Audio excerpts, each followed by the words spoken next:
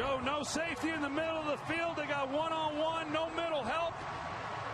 Jermaine Kearse takes the middle of the field. He beats Tramon Williams, and another perfectly thrown pass by Russell Wilson. When the game was on the line and you had to start making some plays, Russell Wilson, Marshawn Lynch, they made them. And as good as this Packers defense had been throughout the game for about 55 minutes, they couldn't make the stop on 3 straight possessions when they had to. And Seattle's moving on.